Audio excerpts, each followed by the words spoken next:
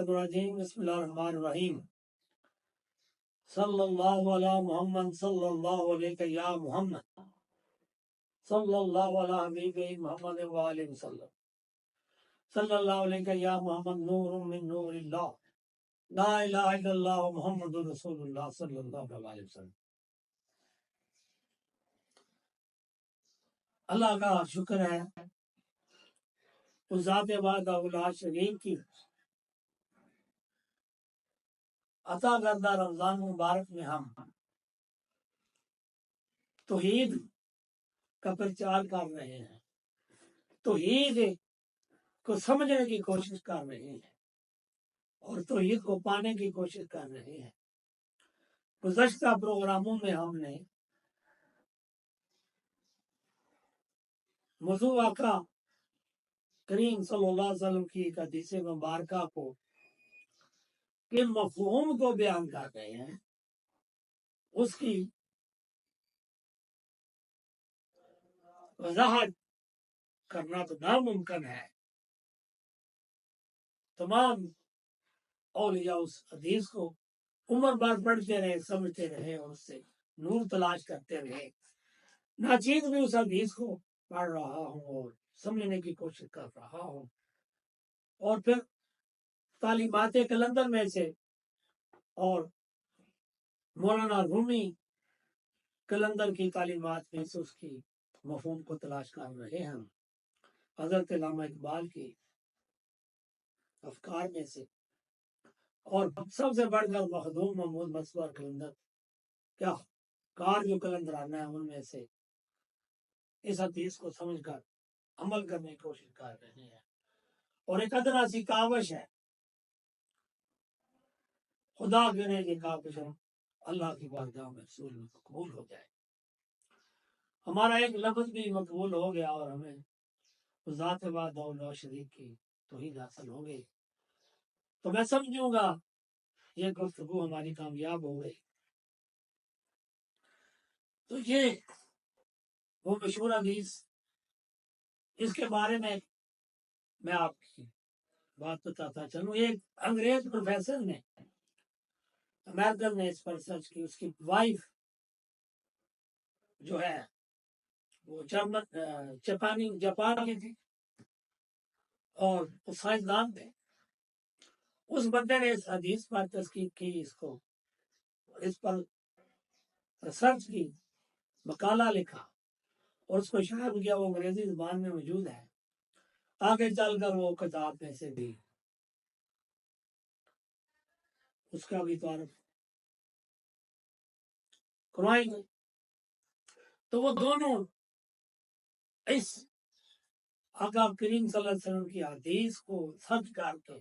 اس کی تحقیق کر کے، تو وہ یہ سمجھے کہ واقعی اسلام سچا ہے اور توحید کو حاصل کیا جا سکتا ہے۔ تو وہ دونوں انگریز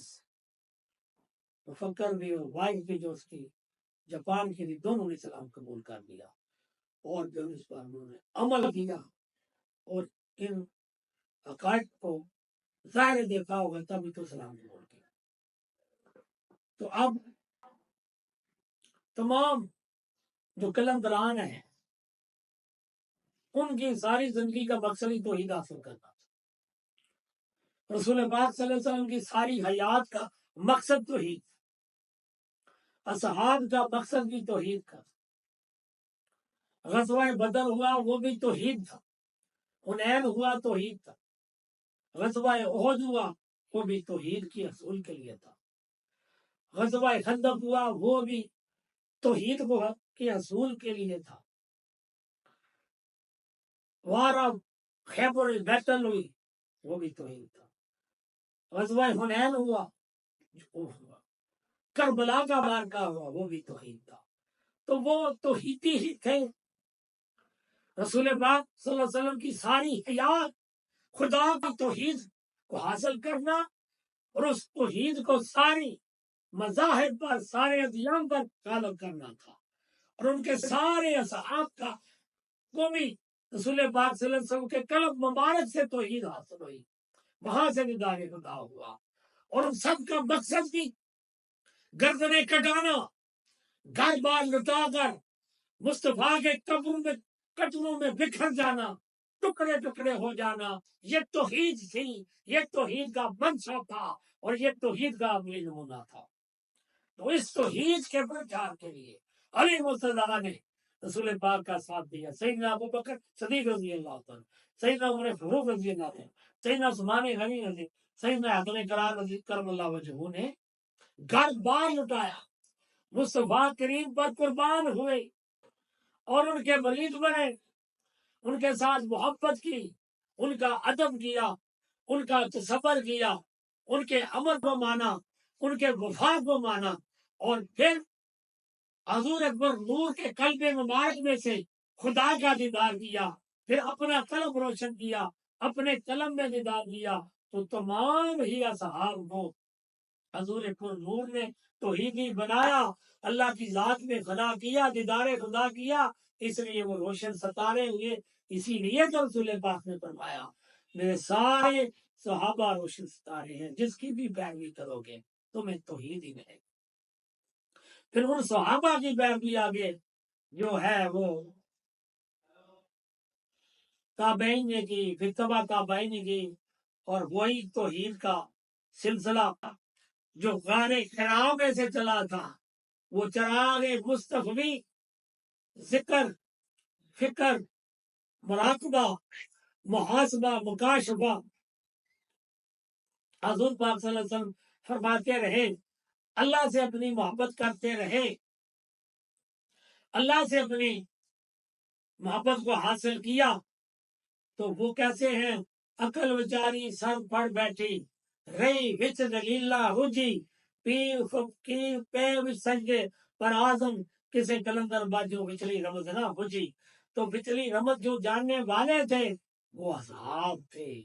انہوں نے رسول پاک صلی اللہ علیہ وسلم کی غار حرا کی زندگی کو اپنایا، ذکر کیا، فکر کیا، مراقبہ، محاسبہ کیا، اپنے دل میں موجود 360 بتوں کو جلایا۔ جیسے کسی صحابیہ نے حضور نور سے پوچھا کہ آپ کے ساتھ شیطان تھا، تو حضور نے فرمایا ہاں میرے ساتھ تھا، میں نے اسے کلمہ پڑھا لیا ہے۔ اور وہ غار حرا میں اس کا مقصد صوفیاء نے بیان کیا، جو شخص پیدا ہوا ہے اس کے ساتھ شیطان ہے، اور شیطان نے 360 بت بنا رکھے ہیں، اس کو قرآن میں نفس امارہ کہتے ہیں، نفس امارہ، لوامہ، بلوہ، یہ آگے اقسام ہے، وہ لمبی بحث ہے، انشاءاللہ آئندہ یہ ہمارا جو سلسلہ جاری اللہ نے منظور کیا جاری ساری رہا، تو وہ ساری چیزیں ہم انشاءاللہ اولیاء کی بکس میں سے بیان کریں گے اور ذوق اور لذت بڑھائیں گے۔ تو وہ توحید تھی، تو اس توحید کو حضرت اقبال نے کہا جو خودی یاز محبت محکم شواد کلتے فرمانے میں اولم شواد پنجائے پونجا پنجائے حق میں ماز شک میں شواد۔ تھوڑا اس میں مصرع مسنگ ہے، یعنی اس کا خلاصہ یہ ہے، مدعا حاصل کرنا ہے، کیونکہ ہماری قومی زبان تو اردو ہے، اس میں ہمیں فارسی میں اتنا تو مقصد اس کا اردو ترجمہ جو ٹرانسلیشن بڑے بڑے لوگوں نے کیا وہ یہی ہے کہ حضور پاک صلی اللہ علیہ وسلم نے غار حرا میں چلے گئے، کوئی کہتا ہے 4 سال عمر تھی، 7 سال، مختلف روایتیں ہیں، تو بچپن کا زمانہ تھا، تو 40 سال تک آقا کریم صلی اللہ علیہ وسلم غار حرا میں ذکر کرتے ہیں لا الہ الا اللہ، لا الہ الا اللہ، اور ساتھ وہ فکر یعنی تصور کس کا کرتے تھے؟ وہ ذات وحدہ لا شریک، جو کہ آقا کریم صلی اللہ علیہ وسلم کا استاد بھی تھا، رہبر بھی تھا، شیخ بھی تھا، مربی بھی تھا، جو بھی لفظ کہہ لیں۔ تو اللہ کی اسم اللہ ذات کو سامنے رکھ کر، اللہ کے نام کو، اس کی صورت سرمدی ہو کو سامنے رکھ کر وہ کلمہ طیبہ پڑھتے، تصور کرتے، اور پھر میڈیٹیشن مراقبہ کرتے، اپنے قلم میں اللہ کے نور و نورانیت کو دیکھتے، یہاں جو محاسبہ کرتے اپنے نفس کا، اور انہیں مکاشفہ حاصل ہوتا۔ تو آخری 6 سال جو آقا کریم صلی اللہ علیہ وسلم غار حرا میں خواب دیکھتے تھے ہر روز، اور وہ خواب آقا کریم صلی اللہ علیہ وسلم کا جیسے دن چڑھتا تو جیسے سورج کی روشنی میں ہر چیز نظر آتی ہے، رات کو آقا کریم صلی اللہ علیہ وسلم وہ دیکھتے،